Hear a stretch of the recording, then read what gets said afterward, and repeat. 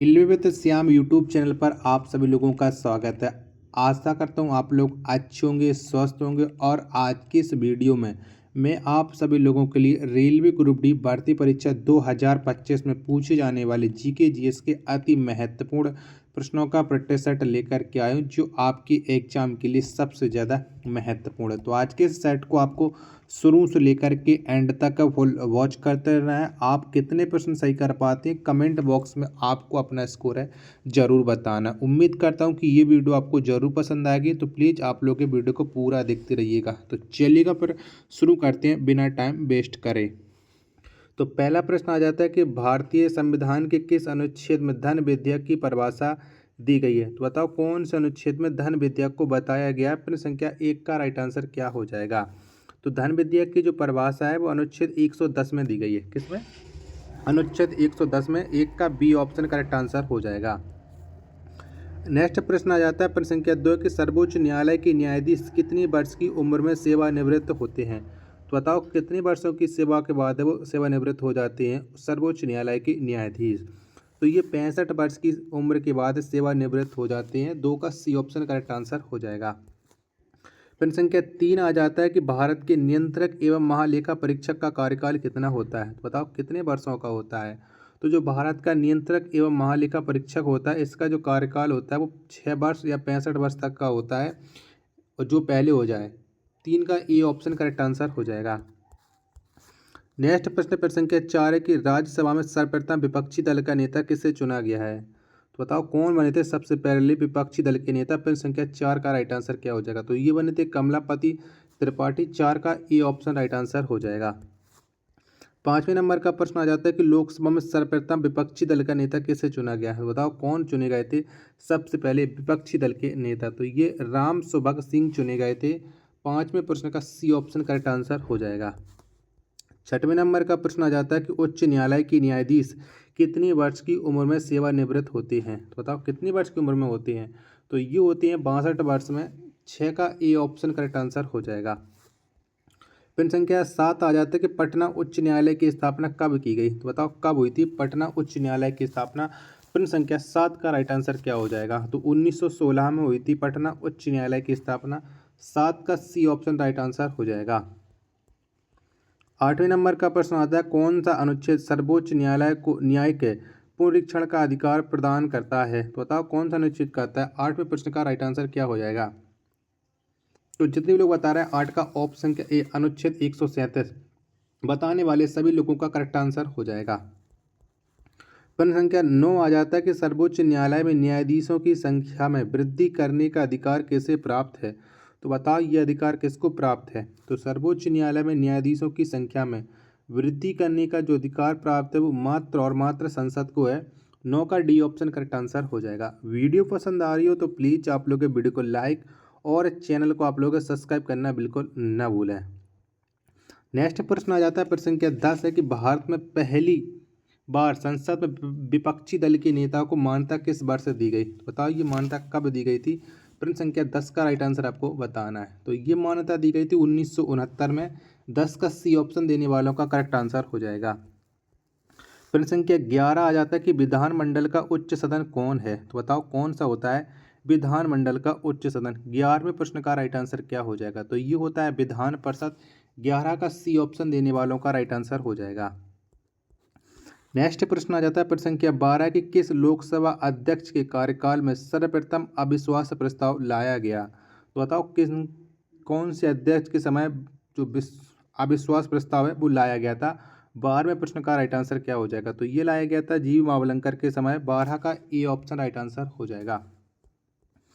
प्रश्न संख्या 13 आ जाता है कि भारत का प्रथम विधि अधिकारी कौन होता है। तो बताना है प्रथम विधि अधिकारी के बारे में कि कौन होता है। प्रश्न संख्या 13 का राइट आंसर किया जाएगा। मैं ऑप्शन दिखा रहा हूँ, तब तक आप लोग वीडियो को लाइक करके चैनल को आप लोग जरूर सब्सक्राइब कर लीजिएगा। तो बताओ भारत का प्रथम विधि अधिकारी कौन हो जाता है। 13 का राइट आंसर क्या हो जाएगा। तो ये हो जाता है महान्यायवादी। ऑप्शन संख्या सी इसका करेक्ट आंसर हो जाएगा। 14वें नंबर का प्रश्न आ जाता है कि धन विधेयक सर्वप्रथम पेश किया जाता है। तो बताओ कहाँ पेश किया जाता है धन विधेयक सबसे पहले। 14वें प्रश्न का राइट आंसर क्या हो जाएगा। तो ये लोकसभा में पेश किया जाता है। 14 का बी ऑप्शन करेक्ट आंसर हो जाएगा। अगला प्रश्न आ जाता है प्रश्न संख्या 15, कोई विधेयक धन विधेयक है या नहीं, इसका अंतिम निर्णय कौन करता है। तो बताओ ये अंतिम निर्णय कौन करता है। तो कोई विधेयक धन विधेयक है या नहीं, इसका जो अंतिम निर्णय करता है लोकसभा अध्यक्ष। 15वां प्रश्न का बी ऑप्शन करेक्ट आंसर हो जाएगा। 16वें नंबर का प्रश्न आ जाता है कि धन विधेयक को राज्यसभा अपने पास अधिकतम कितने समय तक रोक सकती है। तो बताओ कितने समय के लिए रोक सकती है। प्रश्न संख्या 16 का राइट आंसर क्या हो जाएगा। तो ये अधिकतम 14 दिन तक के लिए रोक सकती है। 16 का डी ऑप्शन करेक्ट आंसर हो जाएगा। प्रश्न संख्या 17 आ जाता है कि भारतीय राज्य की प्रथम महिला राज्यपाल। तो बताओ इनमें से कौन सी किसी भी राज्य की पहली महिला राज्यपाल। प्रश्न संख्या 17 का राइट आंसर क्या हो जाएगा। तो ये हो जाएंगी सरोजिनी नायडू, एकदम करेक्ट आंसर। 17 का ऑप्शन संख्या ए एकदम इस प्रश्न का राइट आंसर हो जाएगा। अगला प्रश्न आ जाता है प्रश्न संख्या 18 कि भारत की महान्यायवादी की नियुक्ति राष्ट्रपति किस अनुच्छेद के तहत करती है। तो बताओ कौन से अनुच्छेद के तहत है महान्यायवादी की नियुक्ति राष्ट्रपति के द्वारा की जाती है। तो यह अनुच्छेद 76 के तहत की जाती है। 18 का बी ऑप्शन करेक्ट आंसर हो जाएगा। नेक्स्ट प्रश्न है प्रश्न संख्या 19 आ जाता है कि जनहित याचिका कहाँ प्रस्तुत किया जाता है। तो बताओ कहाँ पर प्रस्तुत होती है जनहित याचिका। 19वें प्रश्न का राइट आंसर क्या हो जाएगा। तो सर्वोच्च न्यायालय और उच्च न्यायालय दोनों जगह प्रस्तुत की जाती है। 19 का डी ऑप्शन करेक्ट आंसर हो जाएगा। 20वें नंबर का प्रश्न आ जाता है कि राज्य सरकार का प्रथम विधि अधिकारी होता है। तो बताओ कौन होता है। तो राज्यसभा का जो प्रथम विधि अधिकारी होता है वो होता है महाधिवक्ता। 20 का बी ऑप्शन करेक्ट आंसर हो जाएगा। अगला प्रश्न प्रश्न संख्या 21 आ जाता है कि उच्च न्यायालय के न्यायाधीशों की नियुक्ति कौन करता है। तो बताओ किसके द्वारा उच्च न्यायालय के न्यायाधीशों की नियुक्ति की जाती है। 21वें प्रश्न का राइट आंसर क्या हो जाएगा। तो ये नियुक्ति की जाती है राष्ट्रपति के द्वारा। 21 का डी ऑप्शन देने वालों का राइट आंसर हो जाएगा। वीडियो पसंद आ रही होगी तो प्लीज़ आप लोग वीडियो को लाइक और चैनल को सब्सक्राइब करना बिल्कुल ना भूलें। 22वें नंबर का प्रश्न है कि भारत सरकार के व्यय का नियंत्रण कौन करता है। तो बताओ किसके द्वारा ये नियंत्रण किया जाता है भारत सरकार के व्यय का। तो ये किया जाता है नियंत्रक एवं महालेखा परीक्षक का। 22 का डी ऑप्शन राइट आंसर हो जाएगा। प्रश्न संख्या 23 आ जाता है कि नियंत्रक एवं महालेखा परीक्षक की नियुक्ति का प्रावधान किस अनुच्छेद में है। तो बताओ कौन से अनुच्छेद में है। तो नियंत्रक एवं महालेखा परीक्षक की जो नियुक्ति का प्रावधान है ये प्रावधान है आपके अनुच्छेद 148 में। 23 का बी ऑप्शन राइट आंसर हो जाएगा। प्रश्न संख्या 24 आ जाता है कि राज्य की कार्यपालिका शक्ति किस में निहित है। तो बताओ ये किस में निहित होती है। प्रश्न संख्या 24 का राइट आंसर क्या हो जाएगा। तो ये राज्य की कार्यपालिका की जो शक्ति निहित होती है वो राज्यपाल में होती है। 24 का सी ऑप्शन करेक्ट आंसर हो जाएगा। अगला प्रश्न है प्रश्न संख्या 25 है कि भारत के कितने केंद्र शासित राज्यों के पास अपना उच्च न्यायालय है। तो किन किन केंद्र शासित प्रदेशों के पास अपना उच्च न्यायालय ये आपको बताना है। और मैं आपको ऑप्शन दिखा रहा हूँ, तब तक आप लोग वीडियो को लाइक करके चैनल को आप लोग जरूर सब्सक्राइब कर लीजिएगा। तो बताओ कितने केंद्र शासित प्रदेशों के पास अपना खुद का उच्च न्यायालय है। प्रश्न संख्या 25 का राइट आंसर क्या हो जाएगा। चलिएगा तो जितने भी लोगों ने आंसर सोच रखा होगा 2, बी ऑप्शन देने वालों का राइट आंसर हो जाएगा। नेक्स्ट प्रश्न आ जाता है प्रश्न संख्या 26 से कि सर्वोच्च न्यायालय का उद्घाटन कब किया गया। तो बताओ कब हुआ था। तो सर्वोच्च न्यायालय का जो उद्घाटन किया गया था वो किया गया था 28 जनवरी 1950 में। यानी 26 का ए ऑप्शन करेक्ट आंसर हो जाएगा।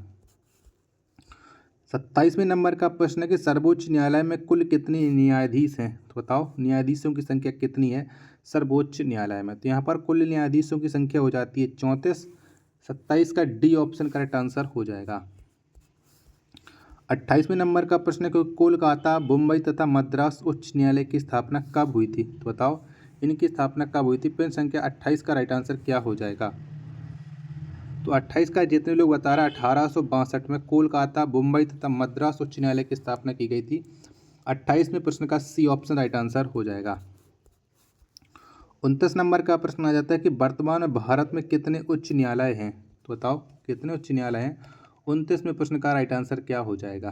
तो वर्तमान में भारत में जो उच्च न्यायालयों की संख्या है वो है 25। 29 का ए ऑप्शन करेक्ट आंसर हो जाएगा। प्रश्न संख्या 30 आ जाता है कि उच्च न्यायालय का गठन किस अनुच्छेद के तहत किया जाता है। तो बताओ कौन से अनुच्छेद के तहत हम उच्च न्यायालय का गठन करते हैं। तो अनुच्छेद 214 के तहत उच्च न्यायालय का गठन किया जाता है। 30 का बी ऑप्शन करेक्ट आंसर हो जाएगा।